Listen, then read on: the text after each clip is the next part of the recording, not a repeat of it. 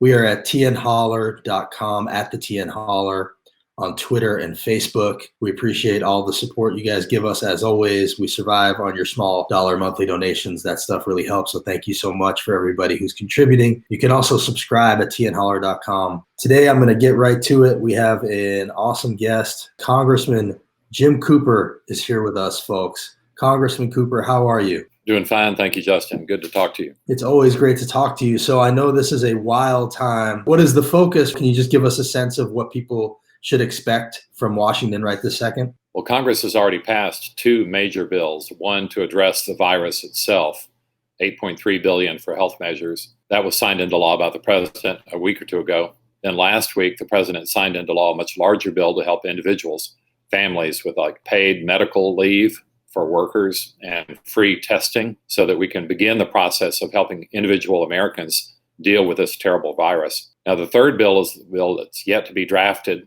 and yet to be passed. And that could well be the largest bill ever passed in American history. It's almost certain to pass, but we don't quite know what's in it. There's a huge fight right now, not only within the Senate, and I was proud of the 47 Senate Democrats voting no to deny cloture so that we can get a more democratic bill, a fairer bill for families and workers and individual Americans instead of just corporate bailouts. Speaker Pelosi has also announced the House may well draft its own bill because we really can't trust the Senate author process. They were negotiating all weekend, and as you probably saw, Rand Paul, as one of the negotiators, probably he either infected several of his fellow Republicans or they are self-quarantining as a result and don't know whether they're infected. And the entire Senate now is supposed to go to the Senate doctor to find out what precautions they should take. So we're facing this rare situation, never happened before in American history, where we don't know yet how we can vote safely on the floor of either the House or the Senate, whether we can vote remotely. That's never been attempted before. Several House members, as you know, Ben McAdams from Utah, Maria Diaz-Balart from Florida, have already tested positive. There are probably others, and a number are self-quarantining. Not only a once-in-a-100-year situation, this has never happened before in the 250 years of America. Really an exciting and a little bit of a scary time. Well, I did notice that Rand Paul tested positive. He was also, I think, the only Senate Republican to vote against the relief bill. It's amazing how karma works. How concerned are you, and how concerned should people be? Do we need more stern stay-at-home order in Tennessee, do you think? Justin, you mentioned that Rand Paul had voted against the second relief measure. Our own Marsha Blackburn did as well, which was a real shame. The vote was something like 90-8, and Marsha, sadly, was one of the 8. Everyone should take the virus seriously.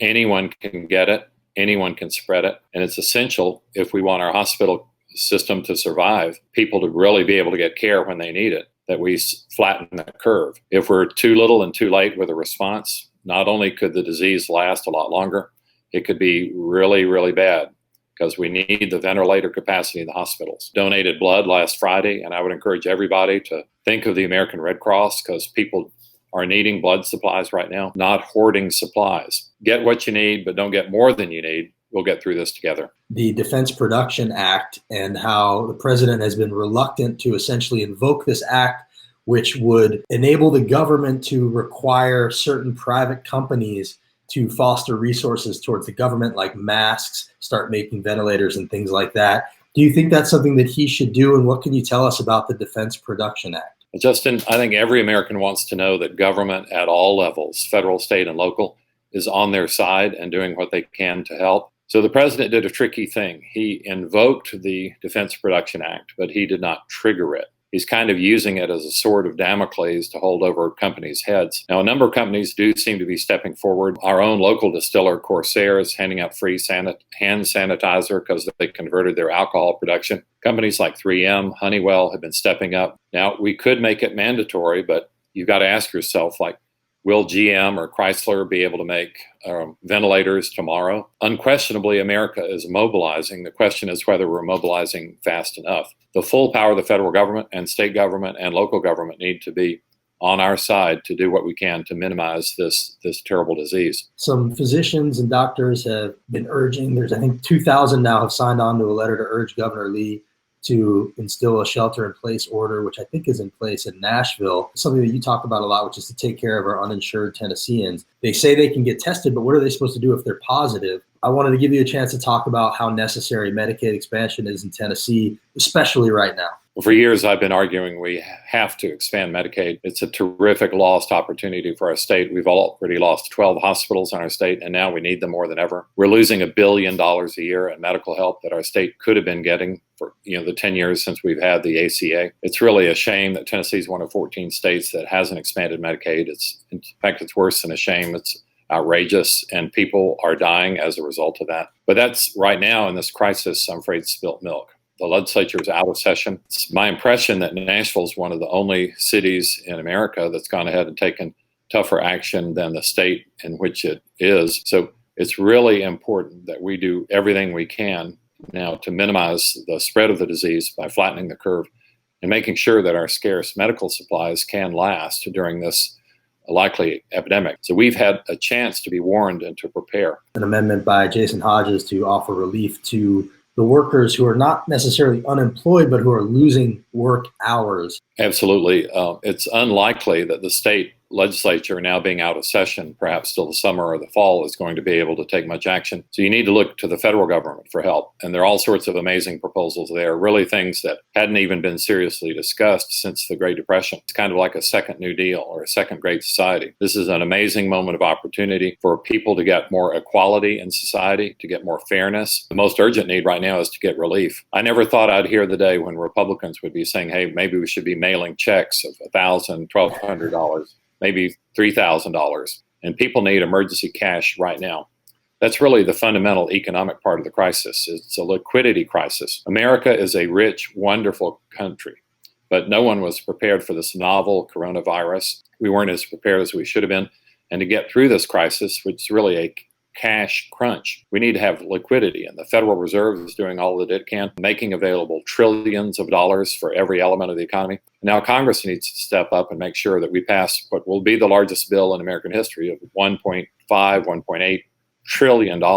That's going to help a lot of people, but we've got to get the help out fast, and we've got to make sure that the help helps individuals, not a corporate bailout, but a fair package that helps all Americans get through this crisis. They say there's no atheists in the foxhole, and there doesn't seem to be many conservatives in quarantine. How do we make sure that after this is over, that the things that we're talking about, that this crisis is laying bare, for instance, paid sick leave? Another one I think would be tying health coverage to our employers. That seems to be a precarious situation. What can we do to make these things last? And is this an argument for maybe something a little bit closer to a single payer Medicare for all situation?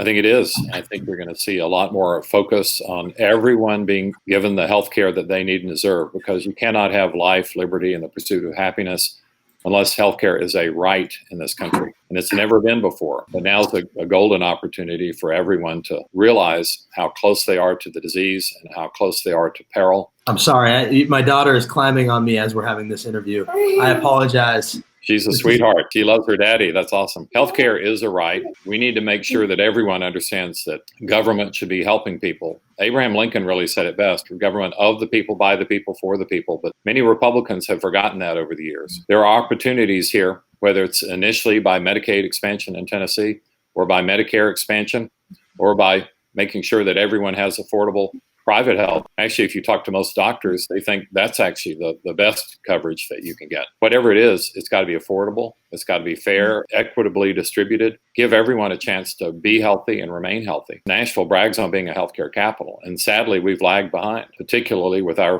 failure to cover the uninsured in Tennessee. We've lost 12 hospitals as a result, and we've got to make sure that everyone gets healthcare coverage. COVID testing should be free. COVID treatment should be free. There are opportunities now, not just in the healthcare area, with student loans. It's outrageous that people will be suffering that obligation now when they can't even go to class. Thank goodness for the internet, enables some remote learning. But the terms have changed, and we need to make sure that everyone has an opportunity to take advantage of the American dream, so that if you work hard, if you play by the rules, you have an opportunity to succeed. It's really a chance for fundamental reordering of society, so we get things fairer. Franklin Roosevelt had to do this in the New Deal: repair capitalism in order to save it. Capitalism is not a perfect system. In fact, it's a deeply flawed system, with the way corporate executives have exploited it by really feathering their own nest. These stock buybacks from previous bailouts, it's really been an unfair system that's led us to the greatest inequality we've ever had in our country since the 1920s. One of the reasons we had the Great Depression, inequality was so great, capitalism lost touch with itself. So this is an amazing opportunity, and that's why you've seen very exciting and very important candidacies like by Bernie Sanders and by Elizabeth Warren. It's a little bit of a shame that they didn't get along better, but they each put out rival and very exciting solutions for the country. And we used to have a fairer,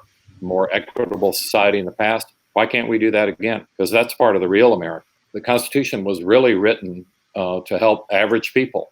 It wasn't there just for rich people. We've got to get back to our roots and help everyone for a change, because it's the folks at the bottom and in the middle who need the most help. And right now they're being hammered. We here in Nashville, as you well know, we had the tornado and now COVID. It's a double whammy on a lot of our small businesses. And they're really suffering, and they're really not excited about the prospect of borrowing more money, even if it were at a low interest rate. And by the way, the SBA loans are something like at 3.5% interest. Well, the government now can borrow money almost for free. Why aren't we passing that along to the average small business? So a lot of those loans should be forgivable. Some of those loans really should be grants, and we need this help for months probably. This disease is not going to end quickly. I've seen Governor Lee sort of make the case that it's either people's lives or people's livelihoods, but it seems like the sooner we take this seriously and save lives, the sooner people will be able to get back to work. And so lives and livelihoods are kind of on the same side of the equation, and it seems like a bit of a false choice there. I do feel that at a certain point we may have to take a look around and see that the economic carnage, at a certain point we may need to talk about where we go from here. What do you think comes next, Jim? And do you think that there is maybe going to be an argument to be made that like we may have to accept a certain level of pain on the health side to make sure that we don't end up in a depression? Well, step one is for Congress to pass this third of the COVID bills, approaching $2 trillion in size. We've got to make sure that that's a fair bill to get help to average people, not corporate bailouts. The second step will be, a lot of leaders have said, well, we'll reevaluate in 2 weeks. And depending on when that 2-week period started, we're either 1 week in or it's just starting. So in about 2 weeks, we'll know a little bit more the extent of the severity of this. I'm hoping that people will not congregate together and spread the disease. Donald Trump, who now takes credit for acting fast, but we all know he didn't. Can you just talk a little bit about how delayed his response was and the damage that was caused by it? Well, unquestionably, President Trump missed a huge opportunity to get America ahead of the curve. He did shut down travel from China early on, but that's about the only thing he did. And that's more of his xenophobia than it is his concern for American health. Now he seems to be getting his head more in the game. And it's interesting how he interacts with Dr. Fauci on TV. Tony Fauci seems to be America's #1 health expert, and more the president's being forced to listen to him, almost against his will. We lost probably 2 months of opportunity when the president was not taking it seriously enough, and we're missing an opportunity right now when he talks about the Defense Production Act, but doesn't go ahead and trigger it. The full force of the federal government needs to be behind easing this disease and one day curing it. But as Dr. Fauci has said, a vaccine's probably a year, 16 months away. We are hoping that can be accelerated. There are other meds in the meantime, and the president's touting this malaria med, which may or may not work. The president is basically a salesman, talking a lot of happy talk, and he's been anti-science virtually his whole career. And that's not helping us this time. But with folks like Dr. Fauci there, who's not a politician, who's a pure scientist who helped so much with the AIDS crisis and previous crises like Ebola, the more Dr. Fauci is listened to, the better shape we'll all be in. There have been some positive things that have come out of this. I don't know if you saw this, but this was in Clarksville. I'm just going to show it to you. This was a young boy who has the virus. He also has cystic fibrosis. And the people in Clarksville driving by his window, there was like a parade in Clarksville for him at the window, and there were about 50 cars that drove by. I want people to keep their humanity and realize that we're going to get through this together, that we've been through a lot worse. And I also want to give you a chance just to say some final words to people who may be justifiably very scared about where we're going here. You're right, Justin. We've got to keep our humanity above all. We're all God's children. We're all in this together. If we work together, we can solve any problem. America's been through way worse than this. This is bad, but we're thankful that it's not like Ebola. We do have a very strong health system if it's given enough time to adjust. I'm thankful there's Netflix and all these other great binge-watching opportunities. What are you watching? I got to ask, what are you watching? Years ago, I finished Game of Thrones. I haven't found anything quite as engaging as that is. Years behind on Homeland. I saw the first 3 years, but it's up to year 8 now, and that's pretty amazing. Whatever you watch, it could even be that English baking show, you know. It's My wife amazing loves what that. we're lucky that it's kind of the golden age of internet and of streaming and binge watching. Because think what this would be like if you were just stuck with books. That would be fine for me, but many people are not as used to that. And we'll look back and we'll laugh and we'll hug each other and we'll be glad that we stuck together and did sensible things so that we could all survive together. Congressman Cooper, thank you for your time. Stay out of the gym and the pool and stay away from Rand Paul. That's easy to do even in regular times.